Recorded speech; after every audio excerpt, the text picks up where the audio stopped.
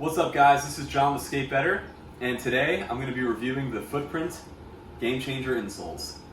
So, as you guys know, I've been injured for the past couple weeks. I haven't been doing any skating, but I have been watching a lot of videos and been thinking about what I wanted to review.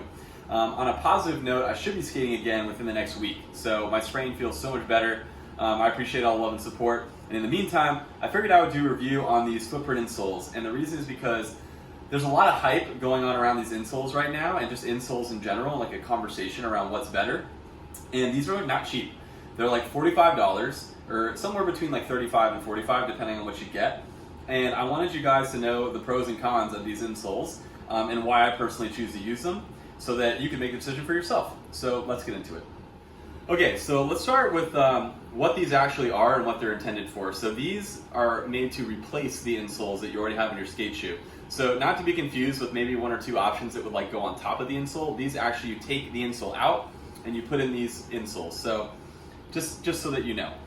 These are a little bit of a thicker insole. I think they offer some different options now on Footprint's website, but these are like one of the thickest options you can get, and these are the Game Changers. And the reason that they're called that is because they actually will form to the shape of your foot, which, by the way, I didn't know this, but you have to heat them up. So that was the only one of the cons I would say about Footprint, is it was really a little unclear on their website exactly how to do them and how they work. And I didn't find out that you actually heat them up and mold them to your feet until like a month after I had them. So that was kind of lame. But other than that, these are, and maybe it's my fault for just not reading through the entire thing, but whatever. You put these in the oven for about 8 minutes at about 200 degrees, and they expand, so like the foam inside expands, and then you put them in your shoe, and they're like a little warm, but it doesn't matter. You put socks on, you step in them for about 2 minutes and walk around, and then they actually do like mold to the concave of your foot. So I have like a really high arch in my foot, and the benefit of this was when I actually used it, it did form to the shape of my arch. So like, as you can see, this is like super hella elevated. And then it also does like a little like cup here for your heel, depending on where your heel is. And then once again in your toes. So like, I found that if I usually reheat them after every other insole. So like, I'll use them for like 2 shoes, then I'll go through another shoe and I'll reheat them up and put them back in. Because every insole in a shoe is completely different, or outer sole. So like, you're putting these in like a Vans versus like an S shoe, and it's definitely gonna feel different, and it might call for more or less pressure in certain parts of the foot. So you do want to make sure that you're changing it shoe or other shoe or often, so that you're actually maximizing the benefit of the insole. So I just want to let you guys know basically how they work and how they're supposed to function. Okay, so now that you guys know exactly how they work, I'll let you know my personal thoughts on them. So these are 45. I think these are $44. I've been using them for about, I'd say, a year, the better part of a year, in almost every shoe that I've skated. They're supposed to take like 80-90% of the impact. And I noticed that when I was getting back into skating like a couple of years ago, like my knees and ankles were like not the best, and especially for like gap skating or doing like bigger things, bigger impact things. And some of the soles in these insoles are like so thin, and it's crazy. So for me, that's why I needed them. I started using them, and I love them. I do think they take away considerable amount of impact. And here's the thing. It's like when I'm skating, I don't notice a huge difference in like the impact in some of the cushier shoes that they would not have came in. But after I'm done skating in the session, I don't feel really like any pain in my ankles or my knees, and I'm able to skate a lot longer using the insoles because there's not as much impact. So like, my joints feel better, my muscles feel better because they're not taking as much impact, and so forth and so forth. So I definitely think they're worth the money. As far as wear and tear goes, they're definitely like ripping. For the first time in the last couple months, I started noticing that it has a rip here. And I think it's just because I'm putting a lot of pressure on like this part of the shoe when I skate. So it's just naturally like gonna cause pressure here, and that's why I'm getting that tear. It's not like the sole is like giving out or anything. It comes with these extra little pads where the ball of your foot is, which I also think definitely helps. And what I would advise, and just say caution about this insole, there's like 2 negatives, or one is like a weird thing and the other one's a negative.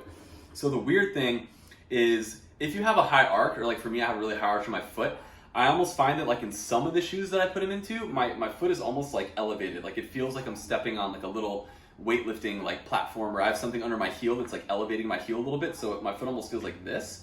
But then in like most shoes, like a Vans, like something that's like a little bit of a flatter outsole, it feels like a little bit more normal. But I guess the biggest thing I mean is there's definitely more cushioning through this area that has to take impact, and then there's not as much through this area where you maybe want to have a little bit more board feel. So like, depending on the outsole and how much pressure your foot puts down, it could kind of feel weird at first, because your foot's going to be at maybe like a different angle than it was before. But in the long run, and actually I do think because I have support under here where I normally don't because I have a high arch, it actually gives me better balance.